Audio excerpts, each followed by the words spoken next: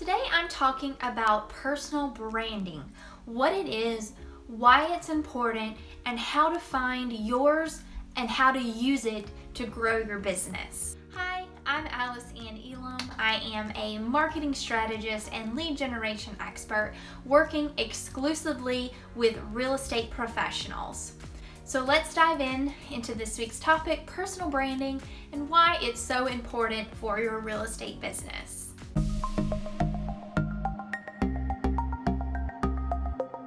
The real estate industry is more competitive than ever. In my area alone, there are about 7,000 agents and 5,000 in the city next door. And research shows that an average person hears 20 to 30,000 words in 24 hours.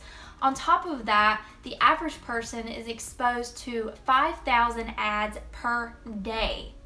So how do you stand out above all that noise?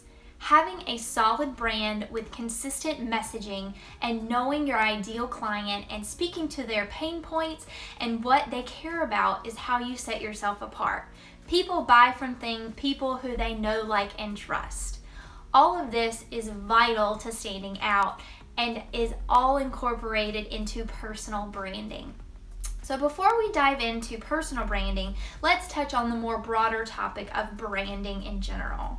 Brand just isn't a logo and colors and fonts. It's a person's perception of a product, service, experience, or organization. So it's the emotion we feel when we hear a brand. Nike's not just about that little swoosh.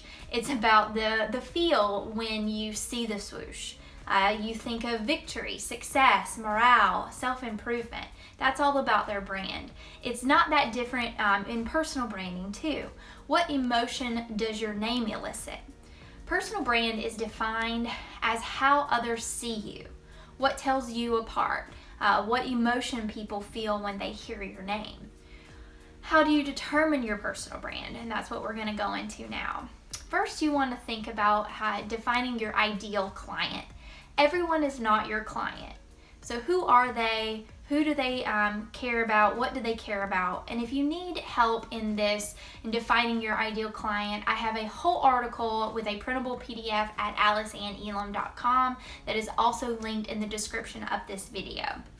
Another helpful tip is to ask past clients what they enjoyed about working with you. So maybe while you might think that you are professional and an expert at financing, what you find is you stood out to them was really your negotiation skills or your work ethic. So ask past clients to help you determine how you were perceived, and that will help you figure out your strengths and what really sets you apart. If you don't have past clients, ask friends or colleagues to help you out. Some other things to consider: what do you want to be known for? What makes you different? What's in it for your ideal client? Make it personal. How can people relate to you? And be genuine. Gone are the days when you can just put an ad up and people will buy a product or service that you offer. They want brands and people that are real with them. They want the genuine connection. Show up and be consistent is a huge one too. That's actually going to be a whole thing on next week's topic, just talking about why it's so important and how to keep consistent. So once you've asked yourself those questions, put those into about 3 to 5 words or phrases that you want people to think about when they think of you and your business. So for instance, mine, I really want to focus on being transparent, genuine, and marketing savvy. Those are the big ones for me.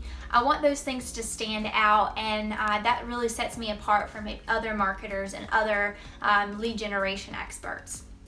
Think about these things before you post anything. Every time you do something, any sort of marketing, it's at least one of these shining through. Another thing to think about with social media that formulates who you are is what personal things you share.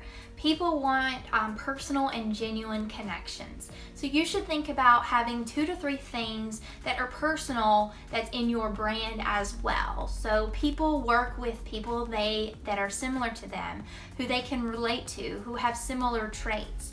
So if you're all business, people can't see you as the human you are. Maybe you're a busy mom or you love to cook. My big ones are I'm a dog mom, self-care, and motivation. Those things are really my personal brand. These things are sprinkled into my social media because they make up who I am and how I want to help the world. So I sprinkle those into my business information. You'll also want to think about what you don't want to share with the world. And it's okay not to share everything on social media, every aspect of your life. Some things are just personal, and that's okay. I know some women entrepreneurs that are very successful, and they show their day-to-day of being a mom and with their kids and showing their kids. And then some mom entrepreneurs, they don't show their kids at all. Maybe they still talk about it, but they don't show them.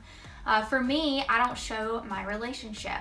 One, he doesn't love social media world, and I want to keep my relationship private.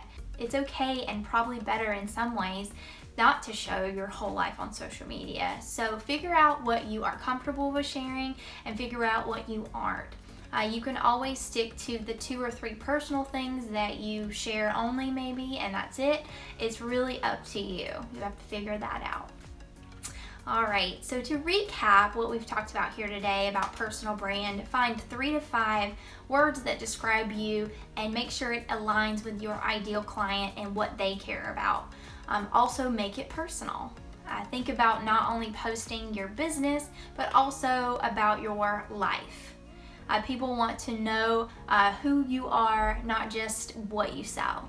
And if you've liked this video, please give it a thumbs up and share it with a colleague that you might think would also benefit from this video. If you have any questions or want any help with your social media, marketing strategy, or Facebook ads, please let me know. I'm happy to help. Thanks, guys. Have a great day.